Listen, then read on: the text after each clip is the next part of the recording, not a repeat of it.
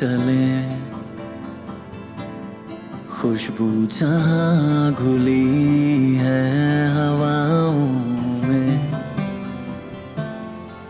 थोड़ी सी आवारगी, थोड़ी सी दीवानगी, थोड़ा सा पागलपन जीने में।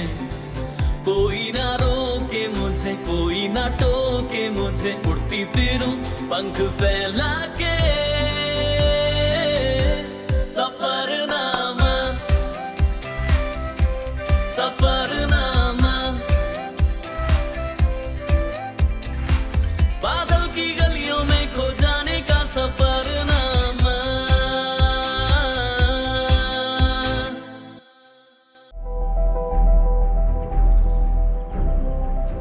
A land which is rich in art and culture. वो धरती जो आज भी दमकती है अपने सुनहरे इतिहास से। 19 ट्राइब्स जहाँ की शान है। वो धरती है त्रिपुरा की। नेचुरल ब्यूटी और रिच डाइवर्स कल्चर का परफेक्ट ब्लेंड नजर आता है। अगरतला आज जैसा दिखाई देता है, एक्चुअली सालों पहले 1940 में महाराज वीर विक्रम किशोर माणिक्य बहादुर ने इस शहर को ऐसा ही विजुलाइज किया था। यही नहीं, उन्होंने रोड, मार्केट, बिल्डिंग्स और म्युनिसिपैलिटी की भी प्लानिंग की थी और इसी वजह से अगरतला को वीर विक्रम सिंह माणिक्य बहादुर का शहर भी कहा जाता है। त्रिपुरा पर यूं तो अलग अलग समय पर अलग अलग राजाओं का राज रहा है, लेकिन एक शक्ति है जिसने त्रिपुरा को हमेशा अपनी कृपाओं की छाव में रखा, माँ त्रिपुरा सुंदरी, जिन्हें यहाँ के लोग माँ त्रिपुरेश्वरी के नाम से भी बुलाते हैं। अगरतला से 55 किलोमीटर दूर एक पहाड़ी पर विराजमान है माँ त्रिपुरा सुंदरी।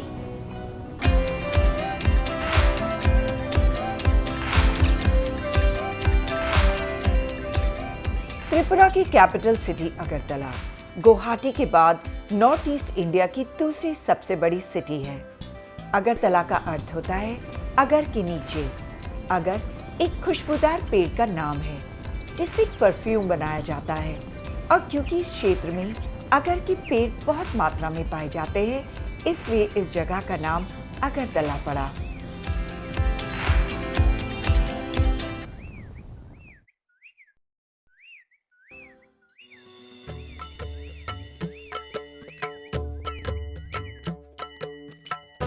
पाँच सौ साल पहले बना ये मंदिर उदयपुर डिस्ट्रिक्ट का सबसे पुराना मंदिर है। अपने इतिहास और सुंदरता के लिए मशहूर माँ के इस मंदिर में सारे साल देश भर से आने वाले भक्तों का तांता लगा रहता है। माँ त्रिपुरा सुंदरी के दरबार में आकर लोग मन्नतें मांगते हैं और मन्नत पूरी होने पर माँ को लाल चुनरी और लाल फूल चढ़ाते हैं। मंदिर के बाहर ही माँ को अर्पण किए जाने वाला प्रसाद और चुनरी भी मिल जाती है।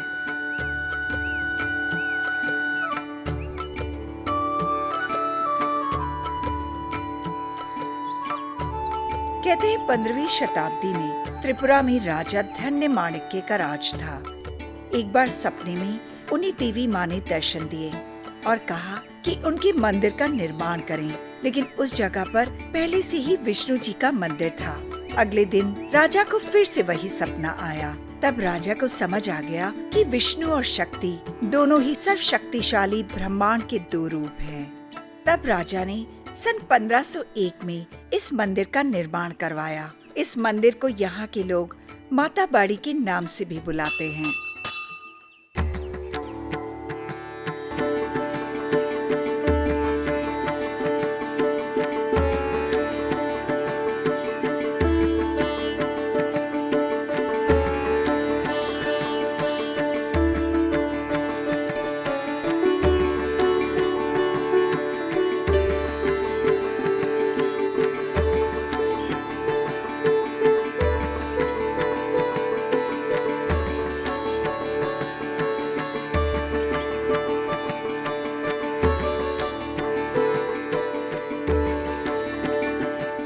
सुंदरी का ये मंदिर माँ के 51 शक्तिपीठों में से एक है। यहाँ सती माँ के दाएं पैर का अंगूठा गिरा था।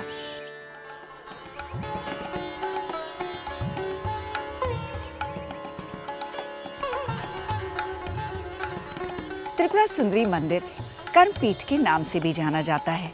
यहाँ माँ त्रिपुरा सुंदरी 2 रूपों में विराजमान है।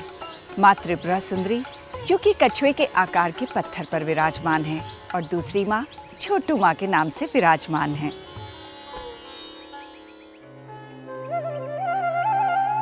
मंदिर की पूर्व दिशा में है 6.5 एकड़ में बना एक बड़ा सा तालाब जिसे कल्याण सागर कहा जाता है।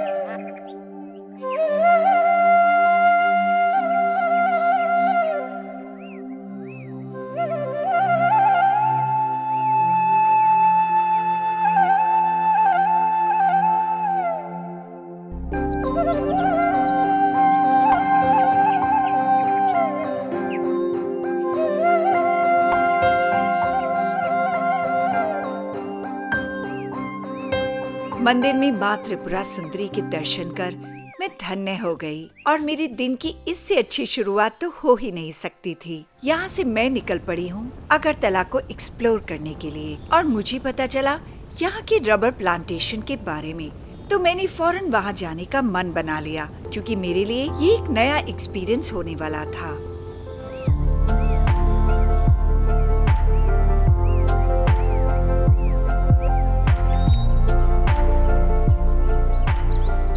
इंडिया में त्रिपुरा रबर प्लांटेशन में केरला के बाद दूसरे नंबर पर आता है।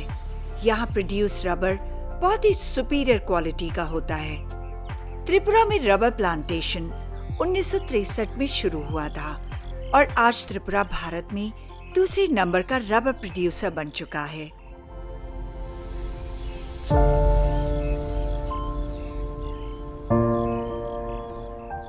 यहाँ के लोगों के लिए रोजगार का पहला जरिया ये रबर प्लांटेशन है। यहाँ हर घर में रबर प्लांट्स लगाए जाते हैं। सुमन, इससे पहले मैंने कभी भी रबर प्लांट्स ही नहीं देखे। और ये क्या है? इसका बीज है। ये पका हुआ नहीं है, कच्चा है। अच्छा। जब पक जाएगा इससे बीज निकलता है, उससे भी पेड़ उगता है। तो एक घर में लोग कितने प्लांट लगा लेते होंगे? मतलब कि हमारे यहाँ पर कहानी के हिसाब से स्क्वायर फुट पे जगह होता है, तो उस वजह से क्या होता है कि एक कहानी में आपका लगभग 120 पेड़ आ जाता है। प्रोडक्शन का हो जाता है लगभग 3 रबर शीट बन जाता है 1 किलो का या फिर 900 ग्राम का होता है। तो इसके ऊपर डिमांड होता है कि मार्केट रेट जो चल रहा है और इसका जो प्रोडक्शन है वो कैसा है। तो ये कितने कट लगाए जाते हैं एक पेड़ में? एक साइड में देखो, इधर से शुरू हुआ है, एकदम नीचे तक जाएगा वो। ठीक है, आप दूसरे साइड में देखोगे तो ये देखो, पहले वाला हिस्सा जब काटा था तो ये देखो एकदम नीचे तक काटा था, इधर तक। ठीक है, तो 6 महीने तक इस साइड में काटेगा, बाकी 6 महीने ऊपर से फिर से शुरू करेगा। डे टू डे लाइफ में हम रबर से बनी कितनी चीजें इस्तेमाल करते हैं, लेकिन शायद ही हम कभी ये सोचते होंगे कि रबर बनाने के लिए कितनी मेहनत लगती है। पहले पेड़ में खास तरह का कट लगाया जाता है जिससे सैप निकलकर बूंद बूंद करके पेड़ में लटके कटोरे में जमा होता है। फिर उस सैप से रबर बनाने की शुरुआत होती है। जितनी आसानी से मैंने ये सब बता दिया, उतनी आसानी से ये होता नहीं है। बिलीव मी, इसमें बहुत मेहनत लगती है। रबर प्लांटेशन को देखने के बाद मैं चल पड़ी हूँ अपनी नेक्स्ट डेस्टिनेशन नीर महल की तरफ।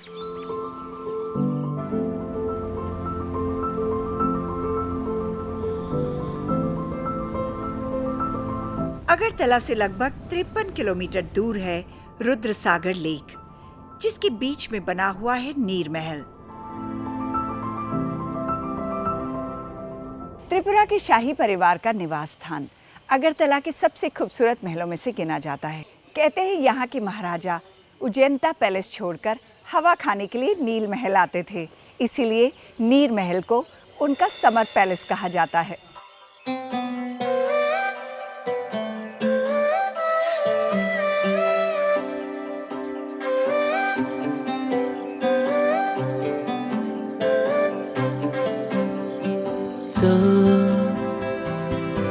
वहाँ चले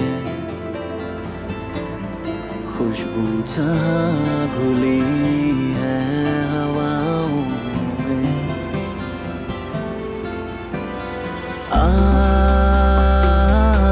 वहाँ मिले, मिलती जहाँ ये इठलाती नदियाँ शहरों से। थोड़ी सी आवारगी, थोड़ी सी दीवानगी, थोड़ा सा पागलपन जीने में। कोई ना रोके मुझे, कोई ना टोके मुझे, उड़ती फिरूं पंख फैला के। सफरनामा, सफरनामा।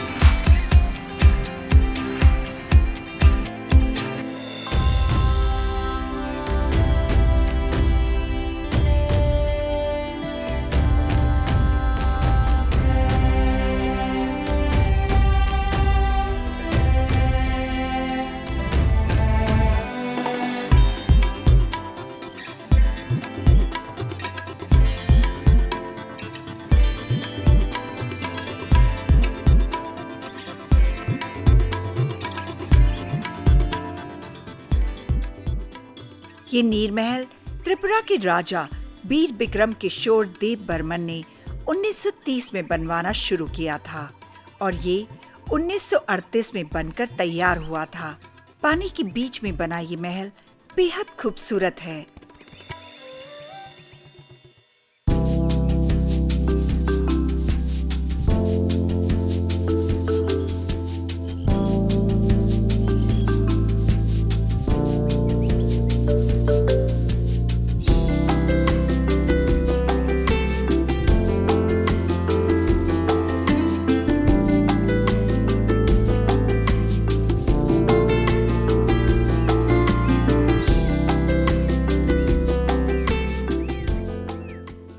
पैलेस 2 पार्ट्स में बटा हुआ है।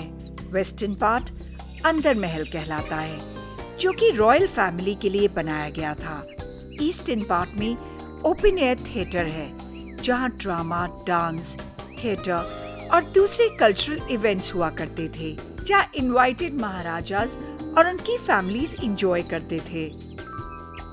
ये नीरमहल अपनी खूबसूरती के लिए ही नहीं, बल्कि अपने इंजीनियरिंग मार्वल के लिए भी जाना जाता है। ये किंग का डांस रूम है, and I feel like dancing now.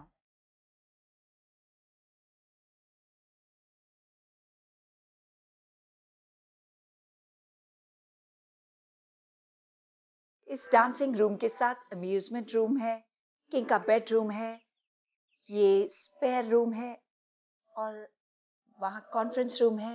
But the best part about this palace is कि हर जगह से लेक का बहुत सुंदर व्यू है।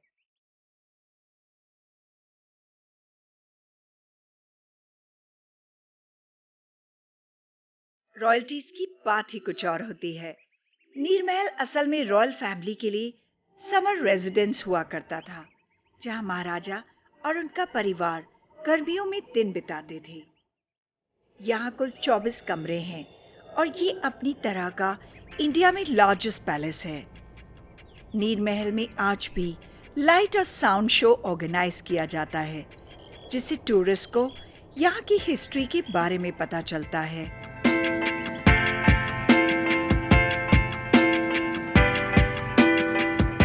नीरमहल का ग्रैंडियर देखने और यहाँ की सराउंडिंग्स को थॉरली एंजॉय करने के बाद मैं जा रही हूँ हेरिटेज पार्क, जहाँ आपको एक साथ पूरा त्रिपुरा देखने को मिल जाएगा। अगर नहीं समझे तो चलिए मेरे साथ, मैं दिखाती हूँ कैसे।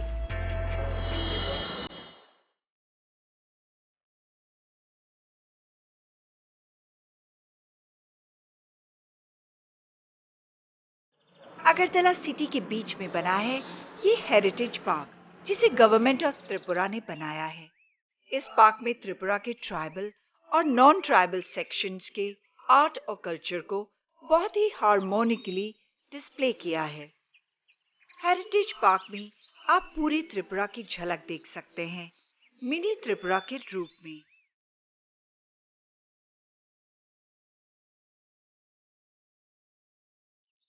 मिनिएचर आर्किटेक्चर का बेहतरीन एग्जाम्पल है अगरतला का हेरिटेज पार्क। यहाँ कर ऐसा लगता है कि जैसे त्रिपुरा के सारे अट्रैक्शंस और वंडर्स को एक कलरफुल पैलेट में सजा कर रख दिया हो। पिलक 8th और 10th सेंचुरी में बनाई गई वो मॉन्यूमेंट है जहाँ पर हिंदुज्म और बुद्धिज्म एक साथ एग्जिस्ट करते हैं।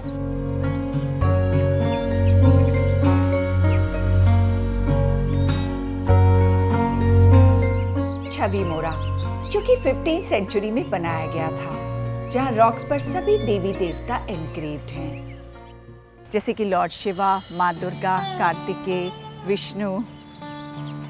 अगर ये इतना सुंदर ऐसे ही है तो इमेजिन ये रियल में कितना सुंदर होगा।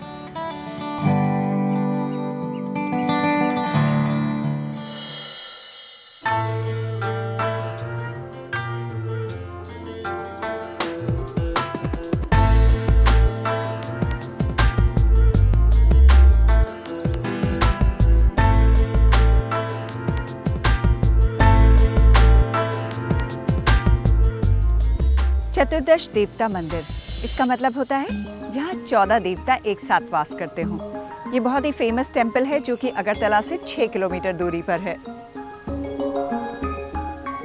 उजियंता पैलेस अगरतला सिटी के बीचों बीच बना है the most striking Ujjayanta palace.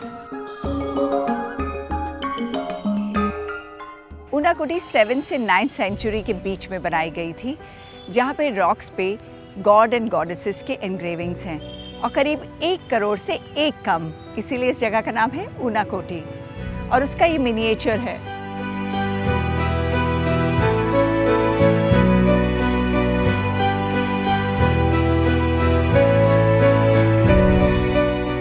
वाकई ये पार्क बहुत ही सुंदर है। ये मिनिएचर वर्ल्ड किसी वंडरलैंड से कम नहीं है।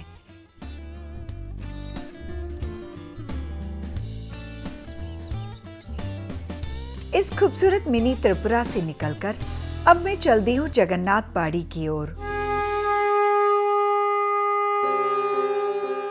जगन्नाथ बाड़ी यानी भगवान जगन्नाथ जी का मंदिर 19वीं शताब्दी में इसे माणिक्य डायनेस्टी के त्रिपुरा के महाराज ने बनवाया था। ये मंदिर उजियंता पैलेस के ग्राउंड में बना है, जिसके ठीक सामने बहुत ही खूबसूरत रॉयल लेक है। मंदिर में मौजूद जगन्नाथ, जिन्हें नील माधव कहा जाता है, इनकी प्रतिमा को जगन्नाथपुरी से लाया गया था। यहाँ भगवान जगन्नाथ बालभद्र और सुभद्रा के साथ दर्शन देते हैं।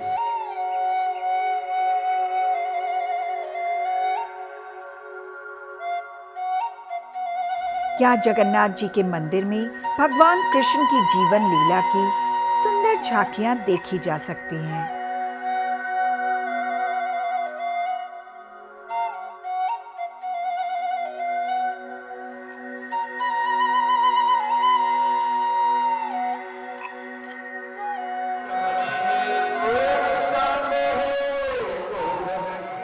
मैंने सोचा भी नहीं था कि यहाँ अगरतला में मुझे जगन्नाथ जी के दर्शनों का सौभाग्य मिलेगा। उनके दर्शन कर अब मैं जा रही हूँ उजियंता पैलेस।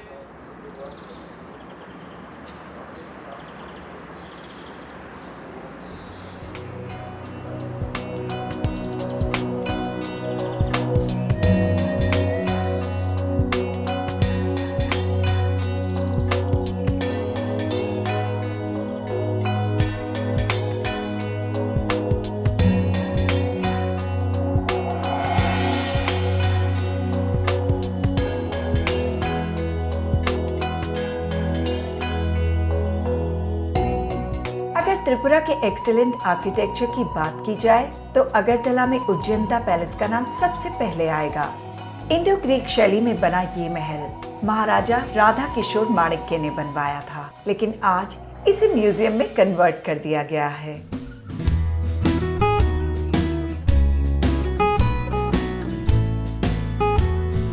दो नहरों के किनारे पर बसा उजियंता पैलेस सब तरफ से छोटे बड़े बागों से घिरा है। इसका नाम उज्जैंता पैलेस गुरु रविंद्रनाथ टैगोर ने दिया था। पहले ये महल माणिक्य राजघरानों के लोगों का घर हुआ करता था। देश की आजादी के बाद त्रिपुरा सरकार ने 1973 में उज्जैंता पैलेस को रॉयल परिवार से खरीद लिया और इसके बाद 2011 तक ये स्टेट लेजिस्लेटिव असेंबली के रूप में रहा। उसके बाद इसे स्टेट म्यूजियम बना दिया गया।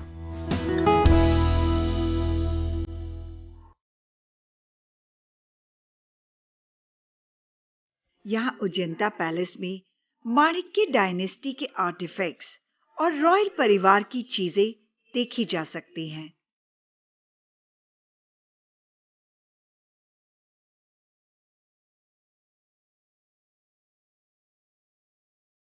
ऐसे बहुत से देवी देवताओं की कार्विंग रॉक्स पर बनी हुई है त्रिपुरा में।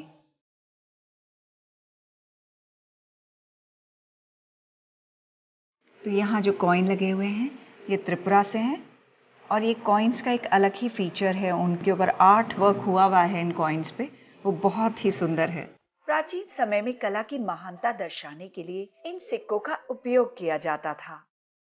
सिर्फ शाही परिवार की चीजें ही नहीं बल्कि नॉर्थ ईस्ट में रहने वाली कम्युनिटीज का रहन सहन, कला, कल्चर, ट्रेडिशन और यूटिलिटी क्राफ्ट भी इस म्यूजियम में देखा जा सकता है। साथ में यहाँ बहुत से स्टोन स्कल्पचर भी शोकेस किए गए हैं। मोहनजोदाड़ो हड़प्पा का स्टोन है ये और 2500 BC का है ये।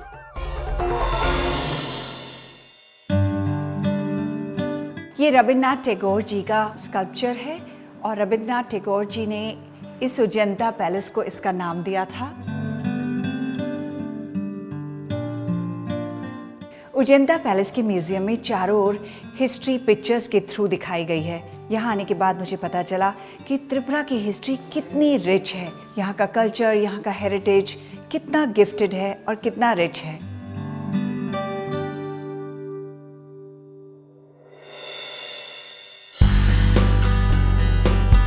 कुदरत की बनाई इस खूबसूरत दुनिया को जितना भी जान लो, पर हमेशा लगता है कि अभी भी कुछ कमी रह गई है। और नॉर्थ ईस्ट इंडिया के बारे में तो ये बात बिल्कुल सही मालूम पड़ती है। कितना कुछ देखा मैंने, लेकिन लगता है जैसे अभी शुरुआत ही की है नॉर्थ ईस्ट इंडिया को जानने की। हमारे नॉर्थ ईस्ट इंडिया का सफरनामा यहीं खत्म होता है, लेकिन मैं आपसे लेती हूँ विदा इस आशा के साथ कि हम दोबारा जरूर मिलेंगे और बाकी के नॉर्थ ईस्ट को फिर से मिलकर एक्सप्लोर करेंगे। तब तक के लिए हंसते रहिए, मुस्कुराहट बांटिए एंड कीप ट्रैवलिंग। नमस्कार।